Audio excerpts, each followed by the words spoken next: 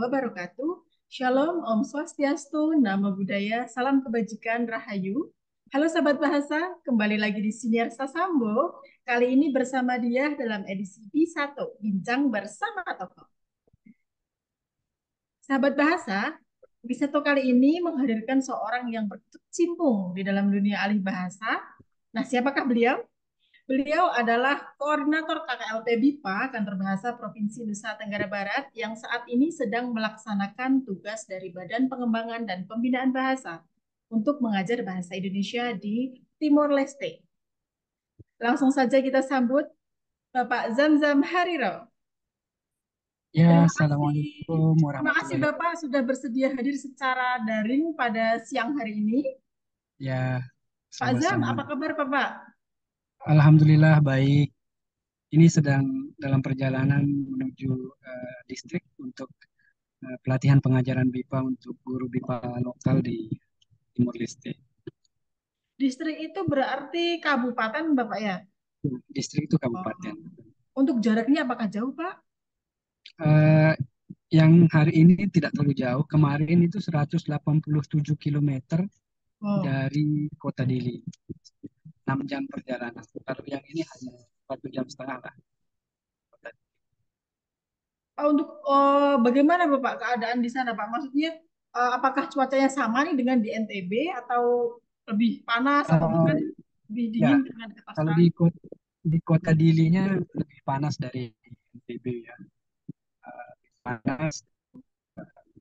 Kalau pernah ke Bima ya mirip-mirip dengan Bima ya, kota Bima.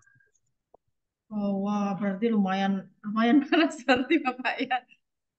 Pak Zam, Panas ya. sebelumnya Ya, selamat karena Bapak juga mewakili kantor bahasa untuk mengajar di luar negeri untuk pengajaran BIPA. Kemudian selama di sana nih Pak, ada pengalaman yang menarik nggak sih Pak? baik. Terima kasih banyak. Ya, ini udah sampai hotelnya. Sebentar, saya cari tempat dulu.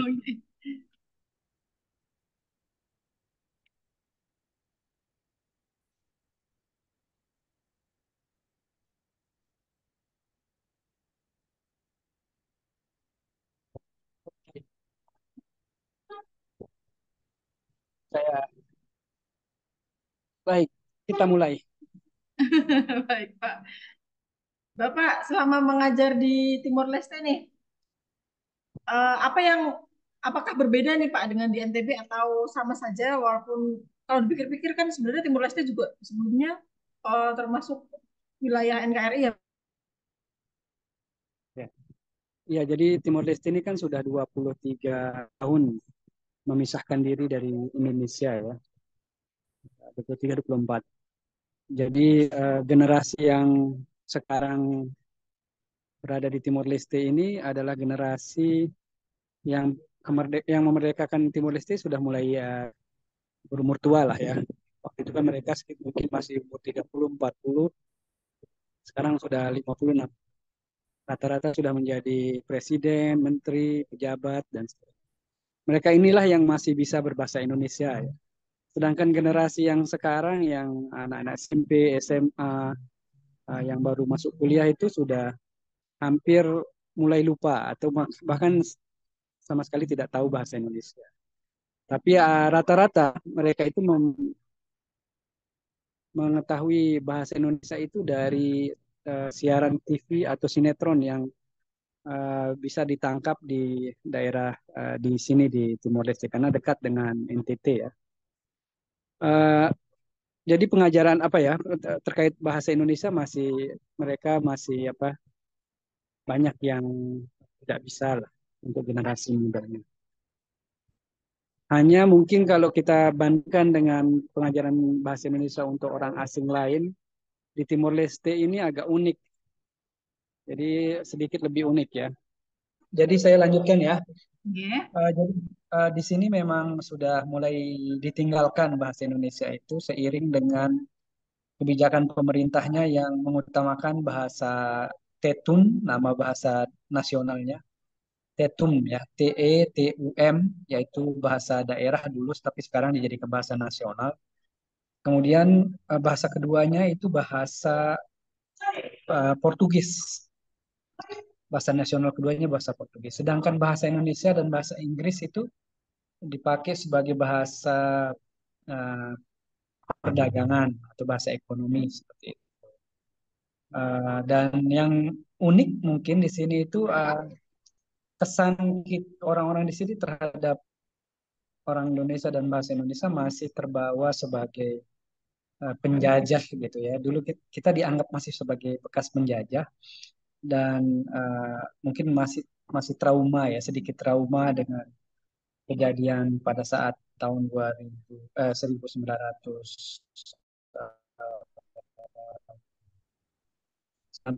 waktu itu ketika setelah referendum sempat terjadi.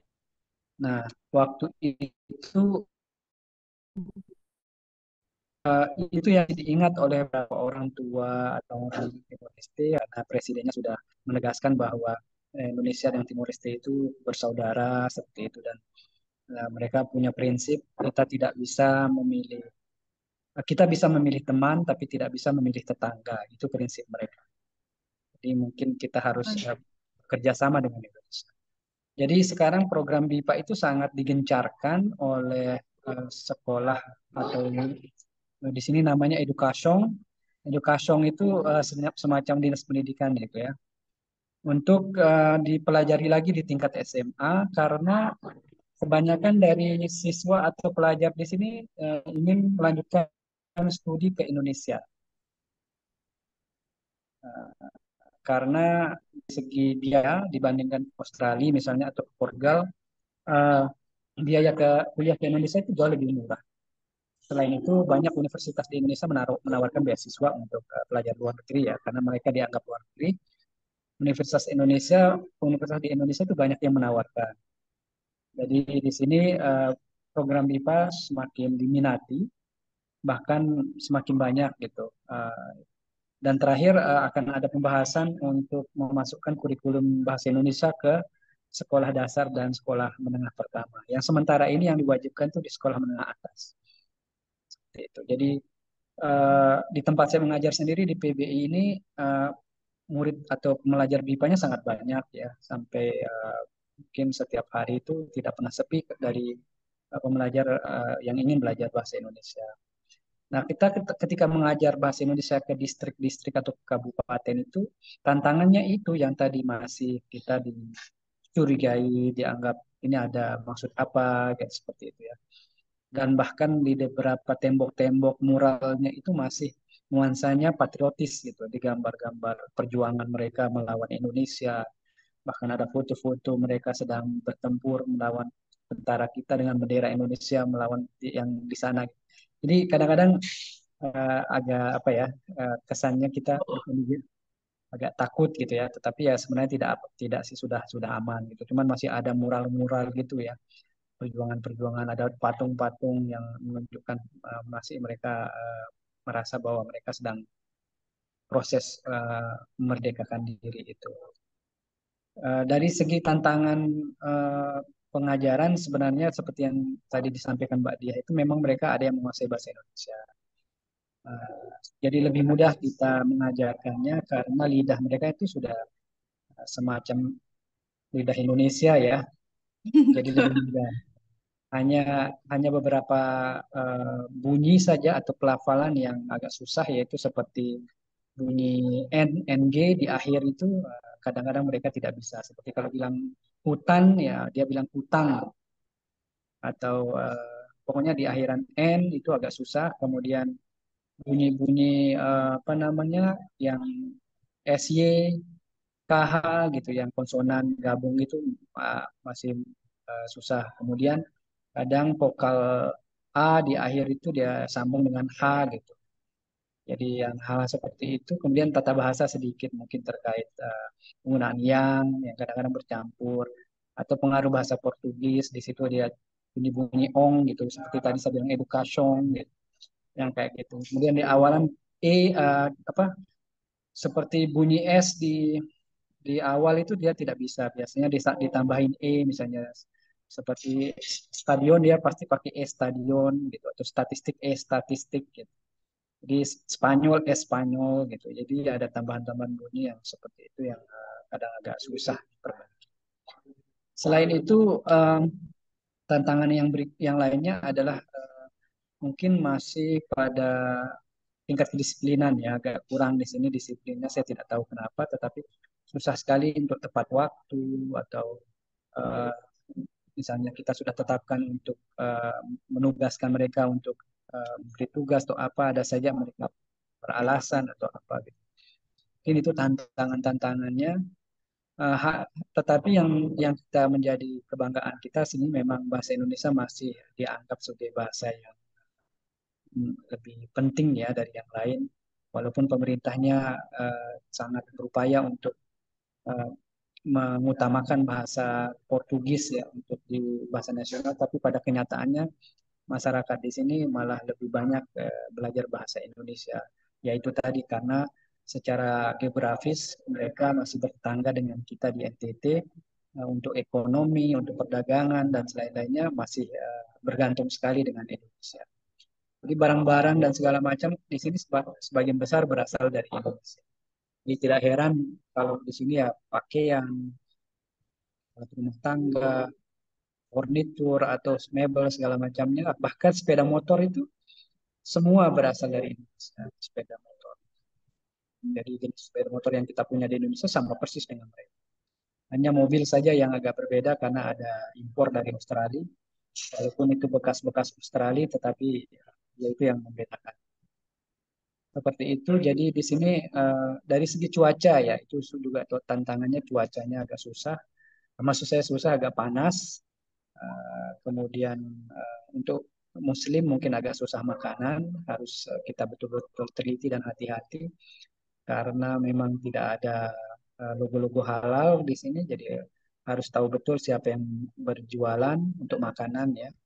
Dan itu sangat jarang kita bisa menemukan makanan-makanan Muslim misalnya, karena hampir di sini 99% lah Katolik ya, agama Katolik. Dan makanan favorit mereka di sini babi, itu hal-hal yang biasa, seperti ayam kita gitu lah. Jadi mungkin itu tantangannya, tapi untuk pengajaran BIPA itu berjalan lancar, alhamdulillah. Dan pengutamaan bahasa Indonesia ini di sini kita semakin kuatkan.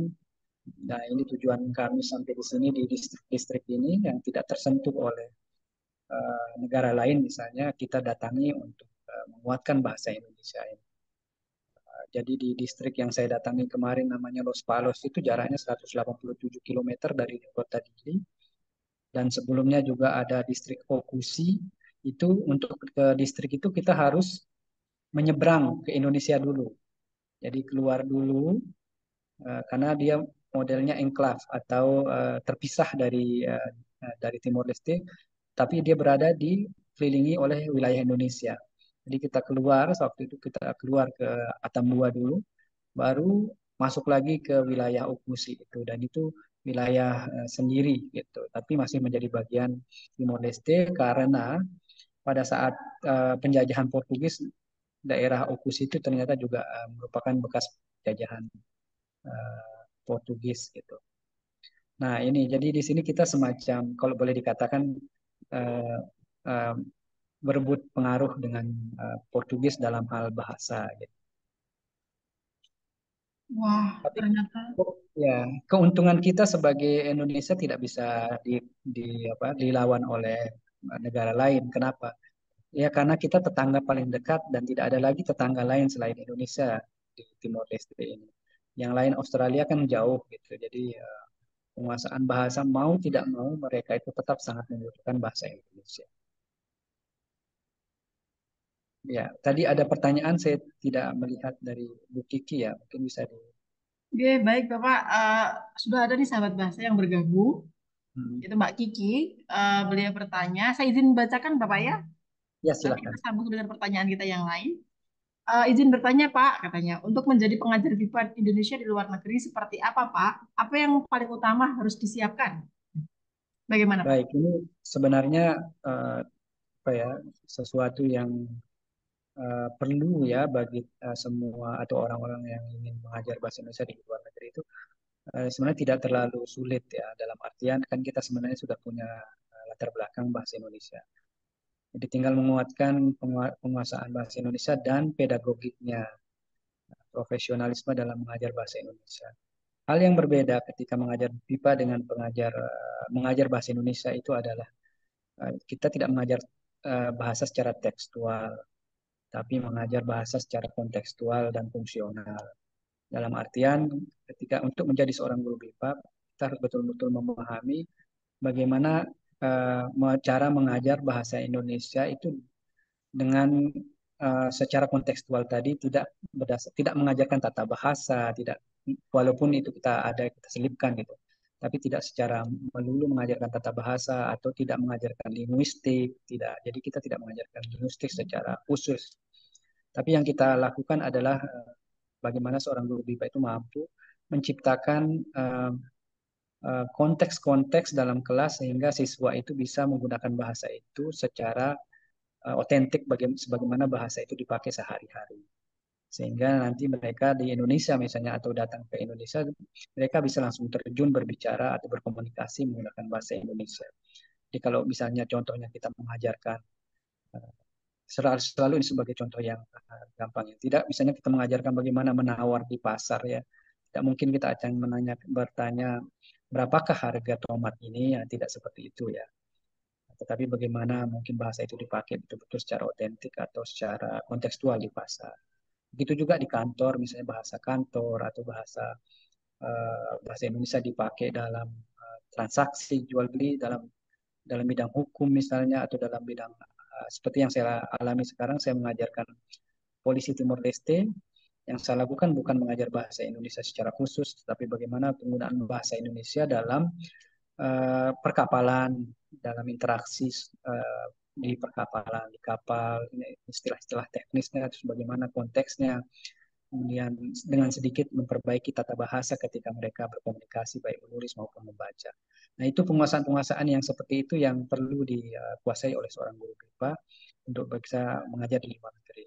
Dan syarat secara administratif tentu saja harus punya kemampuan bahasa asing. Kalau bisa selain bahasa Inggris, karena yang diutamakan sekarang adalah guru BIPA yang ditempatkan di negara-negara yang berbahasa selain bahasa Inggris. Kemudian yang kedua, nilai KBI minimal sangat unggul atau unggul lah ya, tapi diutamakan sangat unggul. Atau istimewa itu sudah bagus sekali. Dan selain itu tadi punya pengalaman mengajar. Punya pengalaman mengajar, pernah mengikuti pelatihan pengajaran BIPA, dibuktikan dengan sertifikat, kemudian apalagi mungkin itu yang dibutuhkan oleh sebagai pengajar BIPA luar negeri dan bisa mendaftar langsung tidak perlu pakai perantara dengan cara mengunjungi laman BIPA Badan Bahasa. Itu setiap tahun atau setiap 2 kali setahun kalau tidak salah itu ada pembukaan dan itu bisa dikunjungi dan mendaftar langsung di sana. Seperti itu ya mungkin jawaban saya.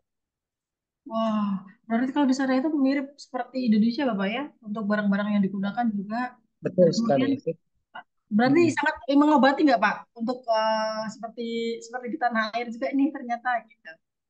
Ya, sebenarnya sih tidak ada begitu beda jauh ya dengan Indonesia. Selain dari tadi apa makanan yang agak sedikit sulit ya. Kemudian mungkin dari apa ya dari ras ya ras kita mungkin atau etnis maksud saya etnis itu sudah sedikit berbeda kan mungkin dari kita seperti mirip-mirip orang NTT lah kalau di sini. Tapi mereka di sini banyak campuran Portugis. Terutama kemarin di daerah-daerah distrik Los Palos itu masih ada keturunan Portugis langsung yang masih wajahnya persis seperti orang Portugis seperti mungkin pernah lihat Ronaldo atau pemain-pemain dari Portugal itu ya seperti itu mirip persis. Orangnya tinggi-tinggi besar, rambutnya merah seperti itu. Itu yang mungkin agak berbeda. Kalau yang terbanyak juga di sini bisa kita dapatkan itu barang-barang dari Cina karena di sini kerjasama perdagangan ekonomi dengan Cina itu tidak tidak apa ya dengan pemerintah Timor Leste itu mendapat kemudahan lah pengusaha pengusaha atau pedagang Cina itu diberikan kemudahan untuk berinvestasi di Timor Leste. Jadi di sini paling banyak kita bisa menemukan toko Cina. Toko Cina disebutnya semua semua hal bisa didapatkan dijual di situ barang-barang Cina. Wah, baik Pak Azam. Berarti Pak Azam sudah berapa lama Pak mengajar di Timor Leste? Ini hampir 3 bulan ya. Kemarin kan sebenarnya sempat mengajar secara online gitu karena apa namanya paspor dinasnya belum jadi. Akhirnya terus kelasnya sudah dibuka di Dili. Akhirnya sambil menunggu saya dari kantor waktu itu mengajar secara online. Secara online setelah paspornya jadi baru berangkat. Nah kalau dihitung dari berangkatnya saja itu sudah hampir 3 bulan. Tapi kalau dihitung keseluruhan mengajarnya sudah hampir 4 bulan. Ya, wah ternyata juga sudah cukup lama Bapak ya. Ya sudah Nah cukup Pak lama. Azam, program apa saja sih Pak yang dijalankan di Timor Leste mengenai BIPA ini? Oke, jadi yang utama sih sebenarnya kan pengajaran bahasa Indonesia ini yang utama. Jadi pengajaran bahasa Indonesia ini dipusatkan di eh, ini apa namanya di Pusat Budaya Indonesia. Pusat Budaya Indonesia ini berada di bawah Kedutaan Besar Republik Indonesia. Jadi pusat budaya ini khusus dibuat di Timor Leste lebih mungkin melebihi tempat lain untuk eh, lebih berfokus pada pengajaran bahasa Indonesia. Selain itu di sana ada juga kegiatan-kegiatan kesenian, budaya, pameran, pameran pendidikan, kemudian ada perpustakaannya juga, kemudian ada kegiatan apa namanya seminar-seminar, workshop dan segala, segala semacamnya itu. Nah, khusus untuk BIPA yang terutama itu pengajaran bahasa Indonesia, kemudian pengembangan kurikulum yang khas atau yang lokal di sini sudah ada juga, dan pelatihan pengajar BIPA lokal. Di sini itu ada pengajar BIPA lokal yang merupakan rekrutan atau binaan dari Badan Bahasa yang direkrut oleh Badan Bahasa dan diberikan gaji oleh Badan Bahasa juga.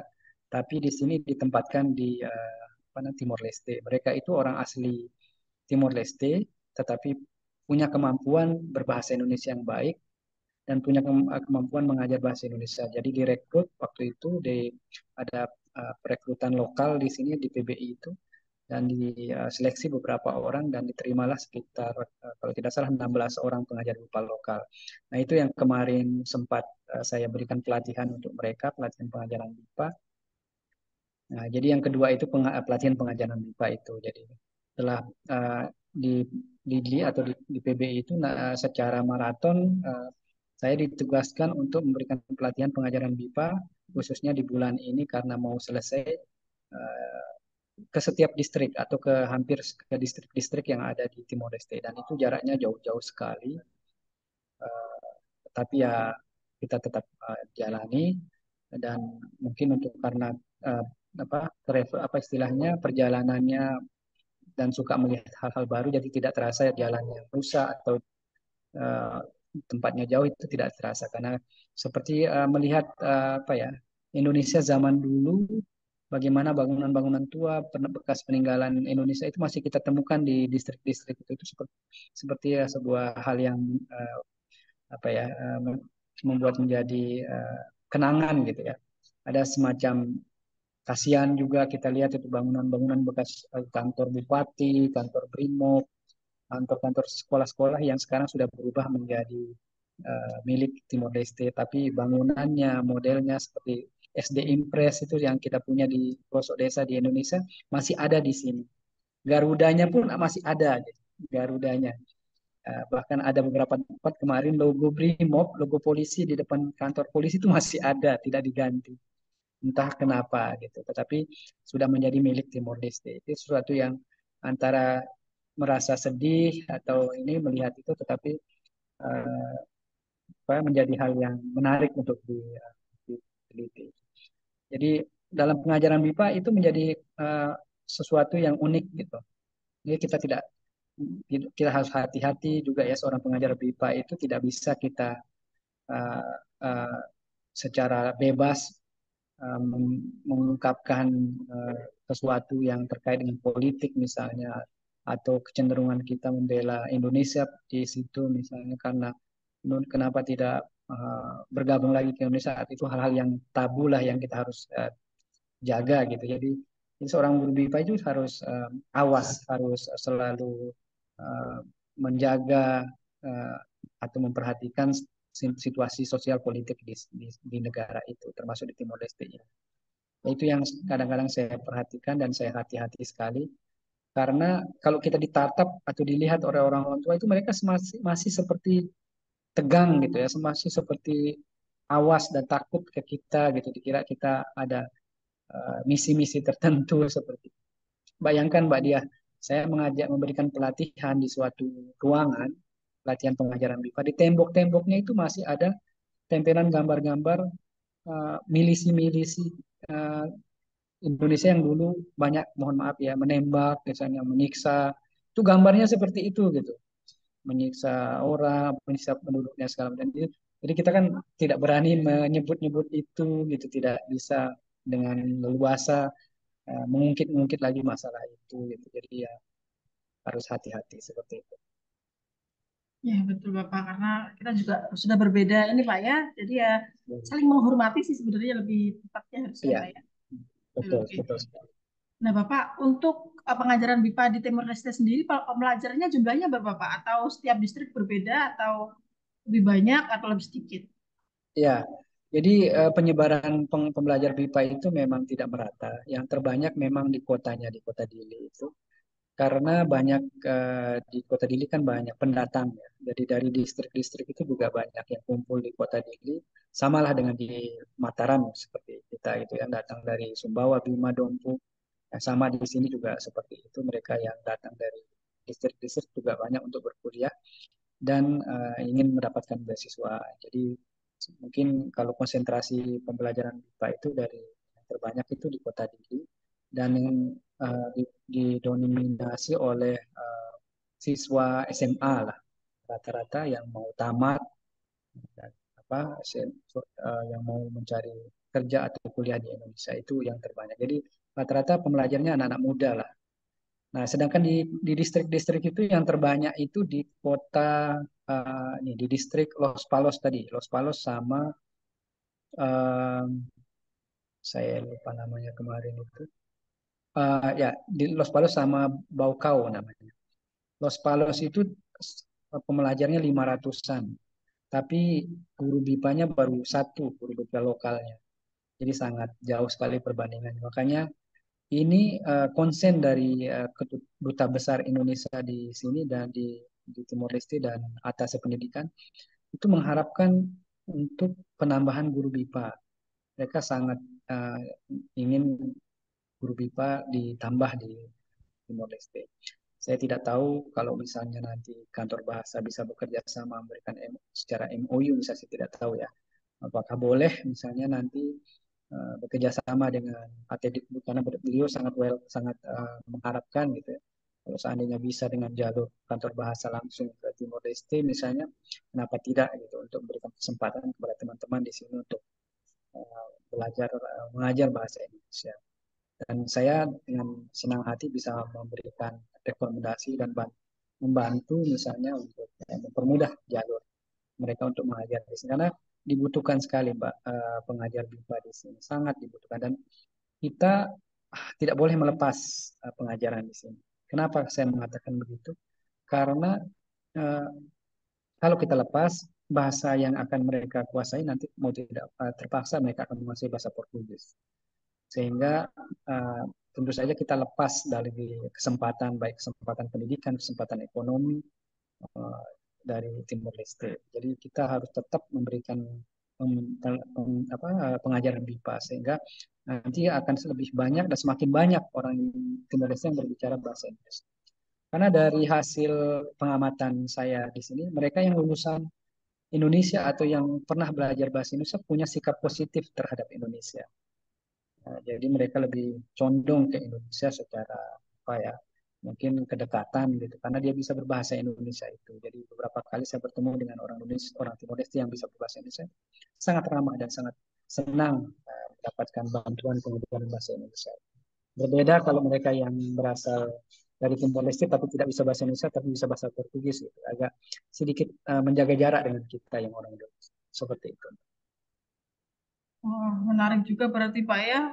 Ya, Mungkin karena kebutuhan akan barang-barang dari Indonesia juga ya yang menyebabkan mereka juga ya, harus belajar bahasa Indonesia karena ya, apa namanya transaksi itu kan juga dari bahasa Pak ya. betul sekali, betul, betul. Oh, oke, baik-baik. Ya, Bapak untuk tadi kan Bapak menyebutkan bahwa kurikulum. Nah, kurikulum mereka itu apakah juga mengaitkan apa memasukkan bahasa Indonesia juga Pak seperti Australia mungkin? ya, dari tadi sudah saya sampaikan kurikulum yang masih dipakai itu hanya eh, SMA saja yang diwajibkan berbahasa apa mata pelajarannya ada bahasa Indonesia. Jadi untuk SD dan SMP masih belum. Yang mereka utamakan itu bahasa Portugis. Jadi sebagai bahasa nasional mereka itu bahasa Tetun dan bahasa Portugis. Sedangkan bahasa Indonesia itu sebagai bahasa apa ya mata pelajaran bukan yang wajib lah. Jadi semacam tambahan seperti kita apa ya mulok mirip-mirip mulok gitu. Oh, muatan lokal Ya, berarti Pak ya. ya. Jadi yang mengajar pun guru-guru yang mengajar di sekolah itu bukan guru yang berasal dari latar belakang bahasa Indonesia. Banyak dari mereka dari guru-guru mata pelajaran lain, tapi mereka punya sedikit kemampuan berbahasa Indonesia ya dipaksa menjadi guru di sekolah itu. Jadi kebayang tidak hasilnya seperti apa kan ya tidak maksimal. Bahkan mungkin bu siswanya tidak bisa belajar, tidak tahu gurunya pun masih tertatih-tatih berbahasa Indonesia. Jadi itu yang kami coba bantu sekarang ini. Kami melatih guru-guru itu untuk bisa lebih bagus atau lebih baik lagi dalam pengajaran bahasa Indonesia. Tapi tentu saja tadi itu yang sangat dibutuhkan lagi pengajar bahasa Indonesia masih dibutuhkan sangat banyak di sini Mbak.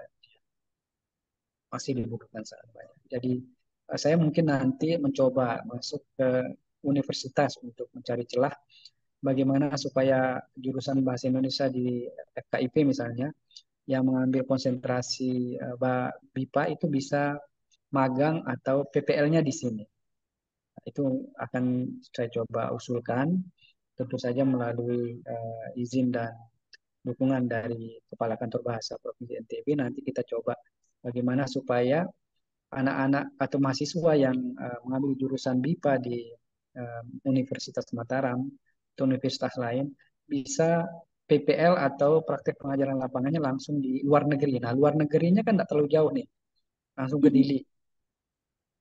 Seperti itu. Jadi ini kesempatan emas dan ini sudah terbuka lebar oleh HTDPUT maupun KBRI. Tinggal kemauan dari universitas itu apakah bisa atau tidak. Kemarin dari Universitas NTT saya lupa namanya, Unwira. Unwira itu Universitas Wira Dharma apa namanya ya. Dari NTT itu mengadakan Merdeka Belajarnya di sini di Dili. Mereka datang selama 1 bulan untuk Merdeka Belajar ya. Dan salah satu kegiatannya itu mereka asistensi pengajaran BIPA dan saya sendiri yang membantu mereka untuk asistensi pengajaran BIPA. Jadi ikut di kelas saya, dia bantu kelas saya dan di akhir-akhir saya suruh mereka latihan mengajar dan seterusnya. Nah kalau bisa di NTB kita coba pakai jalur itu. Gitu. Jadi mereka latihan, mengajar dan praktek mengajarnya di Timur Leste. Jadi dia punya sertifikat internasional. Jadi kalau mau melamar atau mengajukan lamaran untuk menjadi pengajar BIPA luar negeri kan mereka sudah punya sertifikat nih, sertifikat mengajar di luar negeri walaupun ya luar negerinya Timor Leste gitu. Tapi kan tetap luar negeri Mbak dia. Masuk ke sini kan pakai paspor gitu. Betul Lalu, Bapak. ya, saya tahu nih teman-teman saya di kantor di ruangan saya sering ngejek-ngejek saya ke luar negeri ke Timor Leste gitu. Walaupun ke Timor Leste kan tetap pakai Kita luar paspor. negeri Bapak, jadi ya nggak masalah Iya. sebenarnya, sama saja. Ya kan Pak? Bapak semoga program yang akan Bapak gagas, sudah gagas deh, akan dilaksanakan ini mendapat persetujuan banyak pihak dan dukungan Bapak ya, Amin, untuk amin. bisa terlaksana. Karena menurut saya juga pengajaran apa ya, pelatihan langsung di tempat yang memang membutuhkan bahasa Indonesia itu pasti berbeda dengan yang kita di sini. Betul, sangat Pengalamannya juga berbeda. pasti berbeda. Pengalamannya itu yang Orang-orang yang pengalaman. dihadapi pasti sangat jauh berbeda, Pak ya. Iya, betul. Ah, berarti untuk Pak Zam, pembelajar yang diajar oleh Pak Zam itu anak SMA sekarang ya? Berarti ya? Ya, SMA dan anak-anak kuliah yang baru semester Iya. satu 2. Berarti Bapak dari distrik ke distrik itu untuk mengajar SMA-SMA itu Pak ya? Atau lebih ke Kalau distrik ke distriknya ini untuk melatih gurunya, oh guru gurunya. BK Oh, oke, oke. yang di SMA SMA. Nah, selama kurang lebih 3 bulan ini, Bapak memiliki kesan atau pengalaman menarik nggak, Pak, mengenai pengajar BIPA nih di Timur Leste? Ya, di sini yang menarik itu mereka misalnya kita eh, eh, di kelas itu kita oh ya yang menarik di sini mereka itu sering akan mengajak kita makan atau makan bersama atau apa. Dan mereka mengatakan halal Pak halal gitu tidak masalah tetapi ternyata konsep halal mereka berbeda gitu.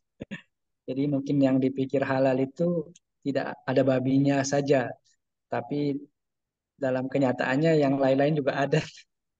Jadi tidak berbeda gitu. Jadi itu yang unik lah yang saya temukan pada saat bertemu sama mereka. Kemudian di sini mereka juga apa namanya? Ya itu tadi masih masih melihat kita sebagai oh dulu pernah menjajah kita ya gitu itulah. Masih masih menjaga jarak kadang, menjaga jarak. Tetapi rata-rata sih mereka baik ya, sangat baik. Kalau sudah kenal itu sangat baik. Tapi kalau dari segi melihat kita itu kadang-kadang pertama saya berpikir ini kayak mau makan saya nih anak-anak ini begitu. Ya, kayak gitu Mbak. Jadi kalau awal-awalnya kita ketemu di kelas atau apa ini tampangnya kayak serem-serem sekali itu anak-anak sekolah atau anak-anak SMA, anak kuliah. Nggak ada senyumnya sedikit pun atau apa itu kayak mau makan. Kayak pertama takut lah kita kayak takut gitu. Tapi setelah kenal, setelah kita kenalan, mereka tuh baik banget, sangat baik. Bahkan kadang-kadang mereka apa, karena mengajak kita makan atau mengundang kita ke tempat rumahnya atau apa itu, kadang-kadang mereka itu sangat sangat baik gitu. Tapi mungkin karena mereka tahu kita tidak bisa makan yang hal-hal etis lainnya, itu mereka jadi agak canggung ketika mengundang. Gitu. Ya itulah. Kemudian ke sini dolar Mbak, itu juga yang kaget-kaget lah kita kalau mata uangnya dolar kan. Jadi semua segala sesuatu kita lihat agak mahal jadinya. Jadi kalau kita menukar atau apa membeli apa gitu, jadi kita langsung berpikir ini harganya berapa gitu. Jadi setelah tahu hitung-hitungnya, wah ternyata mahal juga gitu. Jadi kalau makan itu $3 itu Mbak, $3 itu yang biasa lagi gitu ya. Itu $3 berapa kira-kira Ini itu dolarnya sedikit. mengikuti dolar Amerika atau Dolar Amerika, dolar Amerika. Amerika? Wah, lumayan. Lumayan cukup tinggi berarti Pak ya untuk Jadi sekali makan itu $3 Mbak dia. berarti kisaran berapa tuh? 50-an ribu Pak ya? Iya sekitar 50-an ribu. Kemudian Oh. ya kemudian tempat tinggal yang agak mahal juga di sini kos ya kos yang di sini jangan terlalu eh, berpikir bahwa kos itu akan seperti di tempat kita ya. Jadi ya di sini maksudnya ala kadarnya lah. Dan karena masih negara baru merdeka lah bisa dibayangkan seperti apa fasilitas dan segala macam. Eh, Ya itu yang menjadi kesan ter ini saya ya terkait dengan bagaimana apa orang melihat kita pada pertama kali itu yang kadang-kadang saya sedikit takut kayak apa ya serem sekali gitu tapi setelah tahu setelah kenal itu ternyata mereka baik sekali. Wah, syukurlah Bapak karena kita juga ketika berada di luar wilayah kita sendiri itu pasti juga punya kekhawatiran tersendiri kan Pak ya? Iya, betul. Dan mungkin di sini tidak tidak bisa kita keluar di atas jam 9 Mbak dia.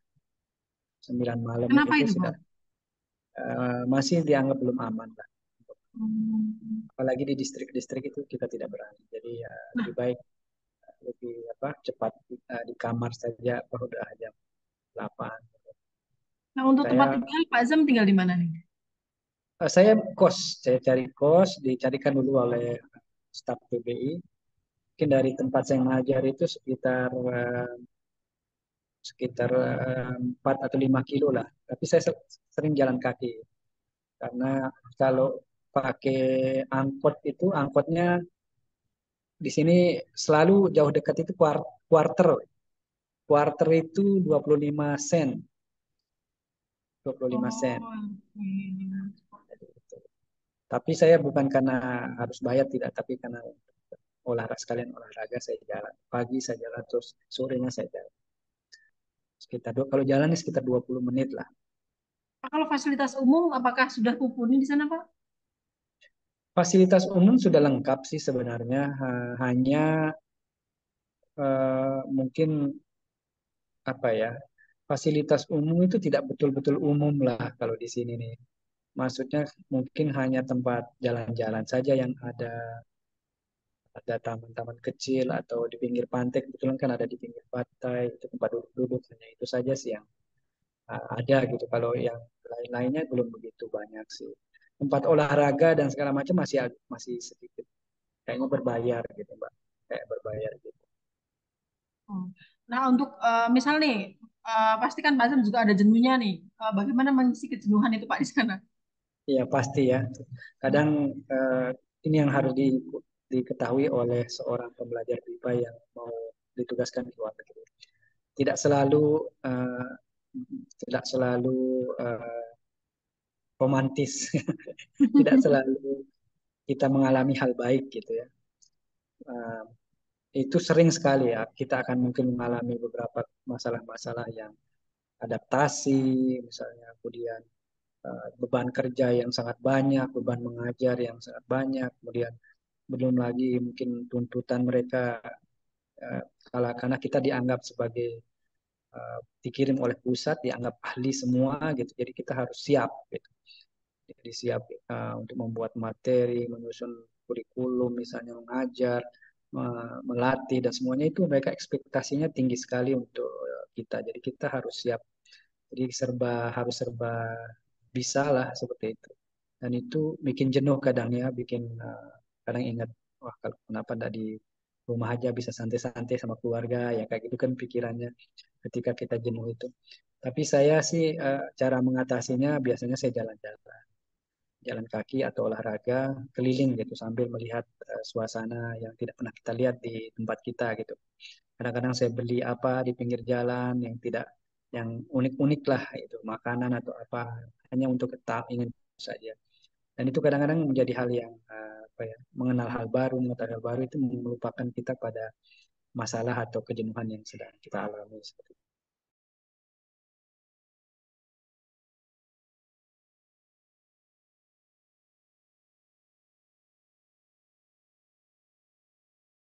Juga atau ke toko-toko melihat yang dijual itu ada yang tidak ada nggak, dia bisa, saya cari-cari ya, supaya lupa kejenuhan kita seperti itu. Itu bisa macam-macam lah cara-cara kita bisa. Yang terpenting jangan diam di kamar. Kalau jenuh atau bosan jangan tinggal di kamar, itu biasanya nanti akan stres lah kalau di kamar terus. Biasanya lebih baik keluar saja, cari tempat, cari jalan-jalan dan seterusnya. Wah, Begitu Mbak Dia. ternyata memang juga apa namanya kejenuhan itu juga harus dilawan, Bapak. Jangan diam saja kan gitu Pak ya. Iya Nah, Pak betul. Zam, Pak Zam mengajar di Timor Leste itu ditugaskan seorang diri atau ada timnya sih Pak? Saya pada kesempatan ini memang sendiri saja Mbak Dia. Eh, tidak ada teman yang lain. Nah, semangat Pak luar biasa. Juga kurang sebentar lagi Bapak, ini kan sudah bulan Juli pertengahan nih Pak ya. Hmm. Iya, Baik iya. Pak Zam, ini untuk sahabat bahasa, apakah ada pertanyaan lain? Karena cukup banyak yang bergabung Bapak. Tadi saya lihat Iya, sepertinya. silakan. Nah Bapak, untuk program, ini kembali ke pertanyaan ya Pak. Untuk program Badan Bahasa nih, apa harapan Pak Zam mengenai program BIPA dari Badan Pengembangan dan Pembinaan Bahasa yang sedang Pak Azam jalankan sekarang? Jadi harapan saya nih Timor Leste ini menjadi prioritas Badan Bahasa. Saya kan pernah mengajar di beberapa tempat, tapi menurut saya salah satu yang perlu diutamakan itu di Timor Leste. Kenapa? Kalau di negara lain atau misalnya di Eropa atau di tempat-tempat lain itu itu kan jarak secara geografis dengan Indonesia sangat jauh ya. Jadi impact atau apa ya, dampak dari pengajaran kita mungkin tidak terlalu terasa, selain mungkin hanya bukan hanya ya, selain mungkin internasionalisasi bahasa Indonesia saja. Tapi kalau di Timor Leste itu kasusnya berbeda, tidak sekedar internasionalisasi bahasa Indonesia. Pengajaran bahasa Indonesia di Timor Leste lebih dari sekedar internasionalisasi. Di Timor Leste kita harus memiliki pengaruh yang kuat untuk mengurangi pengaruh dari Portugis dan negara-negara lain. Karena di sini kita berpengaruh. Gitu. Tetapi secara geografis kita sebenarnya sudah menang. Secara kedekatan budaya kita sebenarnya sudah menang. Artinya kita sudah. Nah, bahasa ini jangan sampai ditinggalkan. Kalau sampai ditinggalkan bahasa, kita akan semakin jauh. Kita akan kehilangan momen-momen ekonomi atau momentum ekonomi, momentum politik, momentum pendidikan. Dan itu kan punya pengaruh secara politis juga. Nah, ketika sudah saya katakan tadi, banyak lulusan Indonesia di Timor Leste, mereka punya sikap positif terhadap itu. Kemudian banyak yang bisa berbahasa Indonesia, akhirnya banyak investor atau mereka yang mau menanamkan modalnya di Indonesia, pergi berdagang atau mengambil barang ke Indonesia dan menjualnya di sini. Nah, secara apa namanya, pendidikan, kesempatan universitas atau sekolah-sekolah di Indonesia untuk memberikan peluang bagi mahasiswa internasional itu kan lebih besar. Ketika sebuah universitas atau sekolah memberikan kesempatan belajar atau beasiswa di Indonesia, ada akreditasi yang lebih baik bagi sekolah itu atau universitas itu kan, ketika ada mahasiswa internasional belajar di instansinya atau di universitas. Oleh sebab itu perlu dimanfaatkan kesempatan ini, diperbanyak kesempatan, perbanyak guru-guru BIPA-nya di Timor Leste, jadi tidak hanya dari badan bahasa, tapi dari lembaga-lembaga lain, kalau bisa dari universitas juga, seperti yang saya katakan. Nah, ini mungkin tadi sudah saya sampaikan, Saya izin menyampaikan pesan Silakan Mbak Kiki. dari kawan saya, Mbak Maya dari SMA 5 Mataram. Jadi beliau ingin bertanya, untuk syarat menjadi pengajar BIPA itu, Pak, karena beliau itu juga saat ini sebagai P3K, apakah mungkin atau berkesempatan untuk terlibat dalam aktif di program BIPA, Pak? Menurut Bapak bagaimana, Pak? Itu saja, Mbak Dia. Terima kasih. Terima kasih Mbak Kiki. Semoga Pak Azam segera bergabung dengan kita kembali ya. Mengingat Oke, sepertinya baik. karena sinyal. Jadi beliau belum bisa bergabung. Sebentar gitu. Baik. Untuk pertanyaan Mbak Maya barusan akan kami tampung, nanti akan kami tanyakan langsung kepada Pak Azam. Terima kasih kami ucapkan kepada sahabat bahasa yang bertanya pada siang hari ini. Baik sahabat bahasa, itu tadi bincang kita bersama Pak Zamzam Hariro MPD. Terima kasih Bapak yang belum bergabung lagi ya. Baik sahabat bahasa, sampai jumpa pada Siniar Sasambo edisi berikutnya. Jangan lupa saksikan video Siniar Sasambo di kanal YouTube Kantor Bahasa Provinsi Nusa Tenggara Barat dan Spotify Siniar Sasambo. Wabillahi taufiq wal hidayah. Wassalamualaikum warahmatullahi wabarakatuh.